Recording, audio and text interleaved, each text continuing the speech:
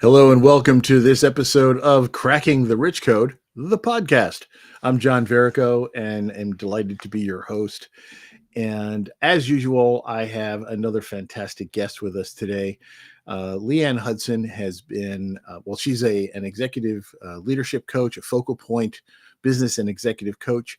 We're going to learn more about her throughout this conversation. She's published in Cracking the Rich Code, Volume 19, and we are going to jump right in and bring her in. Hi, Leeanne. How are you today? Hi, John. It's a great day here in North Carolina. Oh, what part of North Carolina are you in? I am in Mooresville. It's just north of Charlotte and just off the lake there. It's beautiful. I love it. I love it. It's a beautiful area there. It's kind of more it's less of the shore area. Yes, absolutely. Yeah. It's a great, beautiful part of the state. I love kind of the mountainy, and lake regions of this country. It just makes things, it's just so peaceful and nice to have trees and stuff around us too, right? It is. And this time of year, the leaves are falling in the mountains. It is absolutely gorgeous. And every weekend you can go to a different part of the mountains. There's different trails. It just tells you which part of the mountains to go to. If you look it up online, you just hit a different part every week. So it's perfect. I love it. That's what I love about Pennsylvania, where we moved to as well. Same thing, especially this time of the year. It's our favorite time of year, the fall, where you get all the beautiful colors and everything else, until it's time to rake the leaves. Then it's a little challenging. That is definitely not fun. Yeah. Yeah. Pros and cons to everything. Absolutely. So, Leeanne, you are a certified focal point business and executive coach.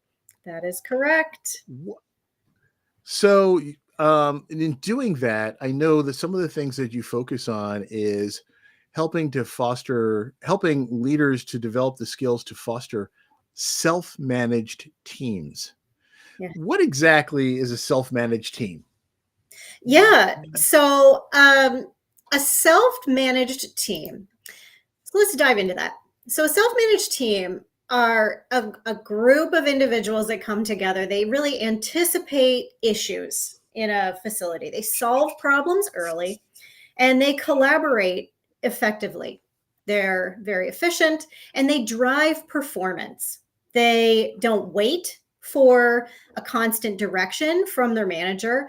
And they really manage themselves. That's what they do. They allow leaders to focus on strategy, growth, and the future. So they're doing it themselves, not waiting for the leader to do it for them. That's kind of an ideal situation, and especially in now you are really kind of focused in the manufacturing realm. That's right. I've spent 30 years in manufacturing. All right, so you were a zygote when you started. Mm-hmm. Say that. So now and it's interesting. I've been around the manufacturing, and I actually early in my career, I was an assembly line technician for production development. I was the electronics guy who would check and make sure the circuit boards were working properly when they came off the assembly line, which was an interesting challenge in that part of my life when I was working in electronics before I realized that was not the career field I wanted to stay in. Okay. But I understand what you're talking about, and having, like you said, a self-managed team, a team that understands if little things come up, they can just take care of it. They don't have to say "Mother, may I" to fix everything. Yeah. And I think we find that those kinds of environments really encourage people to be more involved, to take more ownership of the things that they're working on, and they take a little more pride in what they do. And that, I'll tell you, that is not just in the manufacturing world. That if you get that sort of somewhat of autonomy in your work, where you feel like you're trusted to do your job and to get things done, boy, you perform so much better. Yeah, you absolutely do. You're hitting on so many of the key elements of what it is that keeps, leaders from being able to get out of the weeds as well, not just having the employees to feel trusted and to feel pride, but it allows those leaders to then stop firefighting and start leading. So it's a great circle here. Many leaders, they will, work in the business versus on the business. And it doesn't create a great atmosphere. But when they can flip that around, they get a huge return on investment. And oftentimes that's their time. It starts with time, but that time then builds on the return and leads to growth plateaus and performance. I said growth plateaus. It's growth that no longer plateaus. But it's performance, and then engagement increases, and there's bandwidth increases, and the culture starts to build. Yeah. It's kind of like a V8 moment, like, oh, why didn't I think of that? Yeah, it makes so much sense. When you shine the light on this thing for leaders that you're working with, and you work as a coach, correct? That's correct. Yeah. So I know that you do speaking engagements as well, but you also do one-on-ones? I do. Yes. I do one-on-one executive coaching, and then I also do group coaching. That's excellent. I love doing both of those things myself, and it's so rewarding to do. How did you get into this type of coaching? Yeah, actually, so my coaching actually started 20 years ago when I was in a manufacturing facility, and this facility was struggling to perform. The performance rating at the facility was actually a 32% out of 100. Ooh. Yeah, and not great. The engagement rating was a 38 out of 100. And so those scores aren't great, but what was I have to ask, without just quickly, what type of products were they working on? Because I'm not sure I want to buy anything that came out of a company that did that. Well, I'm sorry. Many companies will find themselves in this place, and it doesn't matter what they actually produced at that time. What happens is, you have leaders who are working really hard, and they end up firefighting, and it creates this. So in this case, you had great leaders. They were just focused on solving problems themselves versus engaging the team to solve those problems and themselves. And so that was my start. The corporate team came down and said, listen, we're going to have to close this facility if you don't turn it around. And so they gave them 2 years to turn it around, and brought in a new facility manager, and that facility manager hired coaches. And so I was one of those coaches. And so there were 400 employees in that facility. They had 2 unions. And so we set out to create a high performance team development strategy. And so we started with people, process, and operations. And then we ran assessments first to determine what the culture was really like. And so, what that means is it command control? Is it coaching and empowerment? And usually you're going to find that it's somewhere within that spectrum. And so command control is okay think about if you're having a safety incident. You want command control at that time. Right. Yes. It has its time and its place, right? In this case, it was command control a lot of the time, and it's not going to work. And so we built an alignment is what we start with. And that's alignment around your vision, your mission, your strategy, and your goals. And then we dove into individual behaviors and those team dynamics. And so that allows you to strengthen your communication. And then we went into clarifying and optimized processes. And so that then we embed coaching to ensure that you're sustaining that culture Right. that you're developing. And so then you embed reflective listening, feedback, and conflict resolution. And that right there, you're creating self managed teams. So that you raise engagement, you've improved performance, and ultimately we saved 400 jobs. Not only that, we raised that performance rating by 50 points. We raised the engagement score by 38 points. And we were able to win them a Malcolm Baldrige Quality Award and Whoa, nice job. national award, absolutely fantastic. And they were able to select one union rep for both unions to sit on the facility leadership team. Those are amazing changes and results. And so, it's incredible when you see individuals in a facility that start to say, what can I do versus that's not. Yeah, yeah. It makes a big difference. Mhm. So that was my start. That's that's huge. That's huge. Now, is that the example that you used in the book? It is. That's my example. Yes. Ah, okay.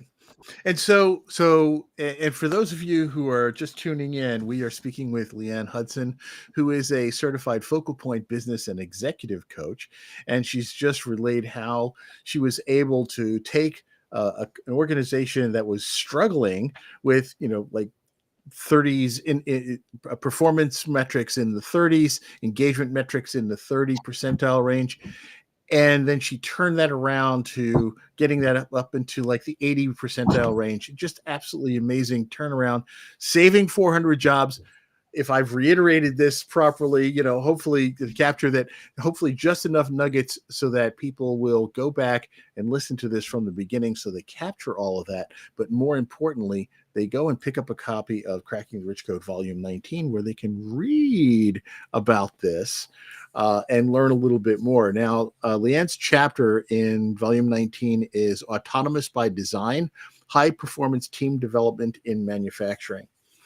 And Leanne, you've got great experience in this stuff, and just this one example, and I'm sure you've got dozens, just this one example and the approach that you took for changing the dynamics of the way people interacted with each other in that manufacturing environment really makes such a huge difference. And I think we find that when we can help people interact better with each other in any environment, it really is applicable.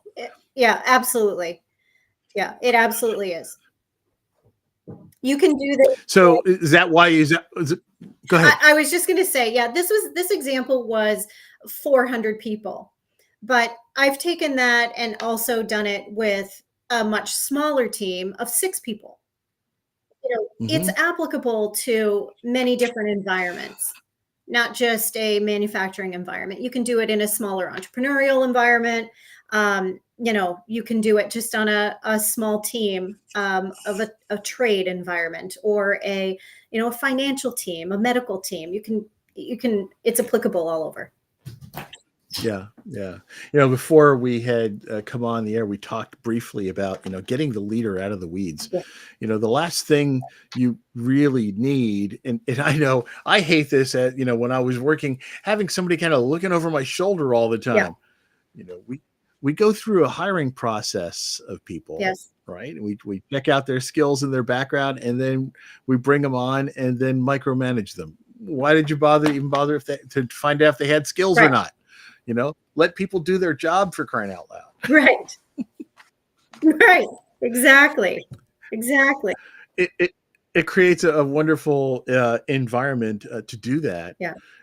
And people will, when people feel better about what they do and they feel trusted, and they feel like they're part of the solution and all of that good stuff, they'll just give you so much better performance. That's right. I mean, so leaders oftentimes they feel like they're measuring your value by what you achieve personally, and instead of measuring it by what their people can achieve without you, right? So we just need to. Ooh, that's deep. I like that. Yeah. And so it's in my book, it's called The Doer versus the Developer Shift. And so along with the high performance team development, it is you're working very hard with your leaders to kind of make this shift from doer to developer. So you're not just working with your frontline employees, you're working with your leaders to help them to make this shift. That seems like such an appropriate topic to be in the Cracking the Rich Code book series. I know when you got first approached to be in this series, first of all, what was that like? Who approached you? What was that like to get invited into such a prestigious series? Yeah, well, I was having a conversation with Jim. He and I just met on LinkedIn, and I was honored to be having this conversation with Jim. And it was more of just a networking discussion. We connected because we had some similarities in our backgrounds from a coaching perspective, and then I was sharing with him some information on high performance team development and my love of helping companies and individuals and that sort of thing. And I was also sharing some information about another program that I have on PQ Intelligence, which is also included in the chapter. And as I was talking, he said, "You need to be in this chapter." And I thought, me, little me, I don't know. I don't know that I should be there. Isn't it funny how we react to that when he invites us into Cracking the Rich Code? Or like, really? Wait a minute. Let me check my bank account. Am I really in that category? Yeah, exactly. I don't know about that. Anyway, I was very honored and touched. And it only took me a second to say, "Oh, yes." So yes, no, here we are. And here we are. And so it seems, like I said, it seems like a perfect chapter to be in this, because when people can understand how to, and like we were talking about, get out of the weeds and get out of micromanaging and let people do their job, and then you can focus on the business stuff instead of the day-to-day firefighting, then you become a much more effective leader and your business can thrive. Exactly. Yeah, you got it right. That is, I mean, it like I said, it's like a V8 moment. It seems so logical. It's much easier said than done. Yeah. Well, so in this kind of like mindset changing for people who are in leadership positions, people learn their leadership styles from the leaders that they've seen and worked with in the past, right? So whatever behaviors we've experienced, we choose which behaviors to emulate and which behaviors we think are going to be effective, and that's how we go forward. So when you're trying to now bring this new way of thinking to folks, you and I are sitting here going, kind of, we know better, we've seen it from the outside kind of thing, we've slapped ourselves in the forehead. What kind of reaction do you get when you're trying to change this mindset for folks? So I know sometimes they get a little hard nosed. Yeah. It's interesting because, to add about leaders they pick up what they've learned.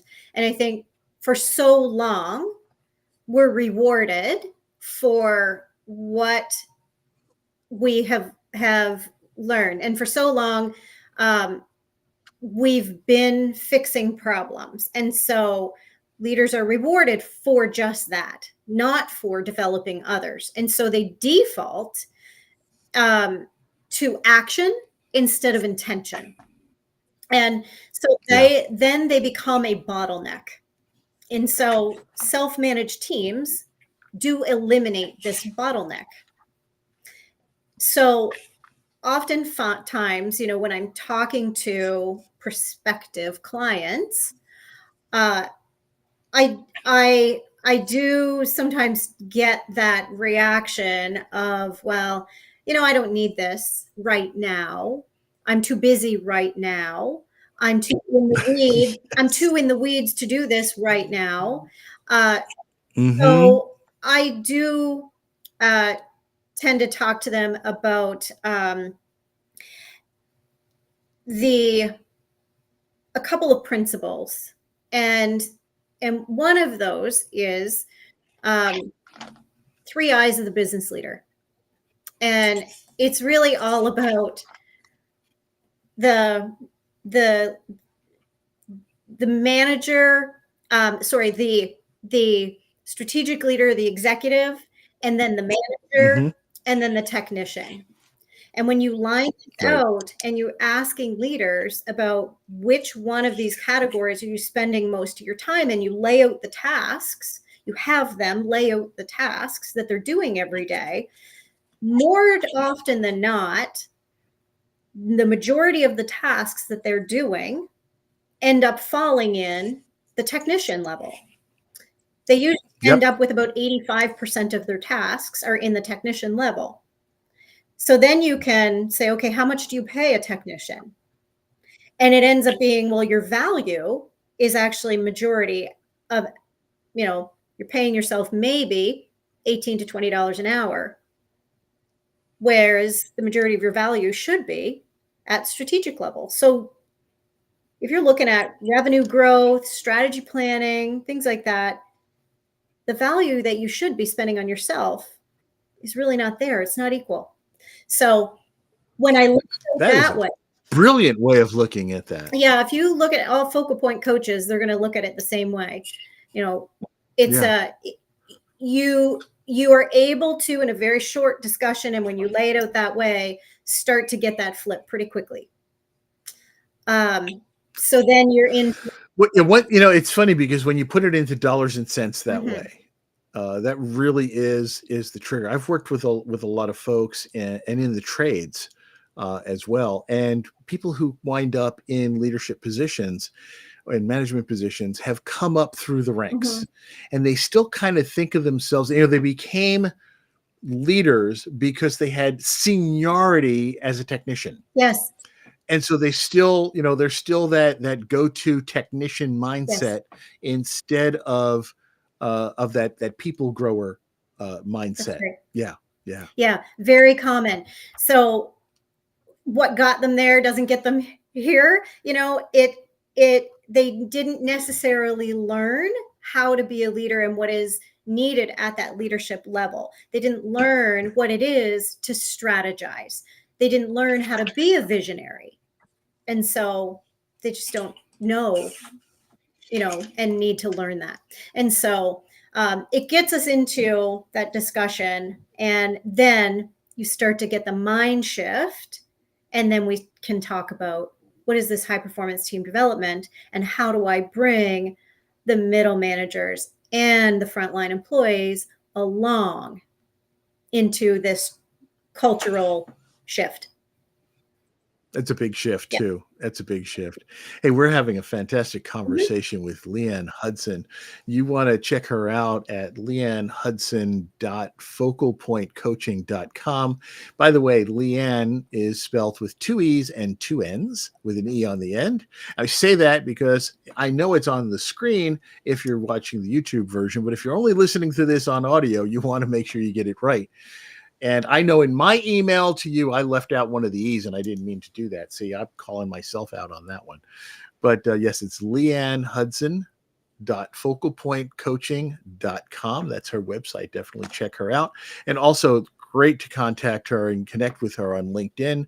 She said that is one of the best ways to get in touch with her. So you want to do that, and you want to pick up a copy of Cracking the Rich Code, Volume 19. Leeanne, we've had a great conversation so far, and we're already almost out of time. Wow. See how quickly this thing goes. I know. It's been insane. So let's just, kind of wrap this up. What are some key points that you want people to take away from not only your chapter that you provided in Cracking the Rich Code, but also from our conversation? What do you want people to come away with? Sure. So, John, I think, what people can take away here is that self-managed teams don't happen by chance. They're built by design. Coaching unlocks accountability, resilience, and initiative. So contact me, Leeanne Hudson, Leeanne, to get your high performance team cultural development. It's a competitive advantage and it secures your legacy. So, John, I want to put an offer out there. So, my way of giving thanks, because Thanksgiving is just around the corner. So yeah. So just for context, this episode is being published the week of Thanksgiving 2025. It'll be out. We're publishing it on Monday, the 24th of November 2025. So just giving kind of a time reference for folks. There you go. Okay. Go ahead. So great. So my way of giving thanks then to all the listeners here is that for the first 2 people who contact me, I'm going to give a free copy of the book and 10% off their high performance team development implementation. So my calendar link to book a meeting with me can be found on my website at leannehudson.focalpointcoaching.com. I know that you've been running that on the bottom here of our podcast. So thank you for that. So don't miss out on that. And again, my name is spelled Leeanne. Thanks, John. Appreciate it. And thanks all. Oh yeah, absolutely. Mm-hmm. Absolutely. And what a gracious offer, and so nice of you to do that. I need to get a copy of Volume 19. I'm not going to intercede on this, and we'll make sure people get their copy. I will actually pay for a copy, but I want you to sign it for me. Oh, I'd love to. But anyway, this has been a lovely conversation. Leeanne, you are very enthusiastic about what you do. You put a lot of energy into it and really a lot of brain power. And I think people can learn a lot from what you have, what you've put forth out there. But I want to end this on a really kind of a personal note. And what is something that, people don't know about you, but would help people understand who you are and why you do what you do? I know I ended it with a tough question. That is a tough one. Well, so, my mother was a psych nurse, and I lost her just a few years ago. I'm so sorry. Thank you. I don't mean to bring this down, this energy, but no. But it is good. It's good all over. And one of the drivers of me really finally sort of coming out of manufacturing and really finally starting my own coaching practice is her. She is my inspiration. And that is because I watched her for so many years give people this space to be themselves, be their authentic selves, and they could trust her. And I think she did this back in the 80s and the 90s when it wasn't quite as safe of a time to really honor mental health and whatnot. and it was before coaching was really quite as well known. And so I really am proud to be able to now be a coach and to honor her in doing that as well. And so the fact that I've now been coaching for 20 years and I can honor her in doing that as well, I'm just proud to be able to do it. So I'd like people to know that. That is wonderful, and I know your mom's probably proud of you as well. And wonderful to carry on her tradition of helping people to realize their own better selves. Mm-hmm. Thank you. Leeanne, thank you so much for your time. This has been a fantastic conversation. Everybody, check this episode out from the beginning. Connect with Leeanne on LinkedIn and visit her website, leeannehudson.focalpointcoaching.com, and pick up a copy of Cracking the Rich Code Volume 19 and read her chapter, which is called Autonomous by Design, High Performance Team Development in Manufacturing. Leeanne, thank you so much again. Have a wonderful day. And everybody, tune in for other episodes of this, but keep your eyes out for this one in particular. Thank you so much. Have a great day.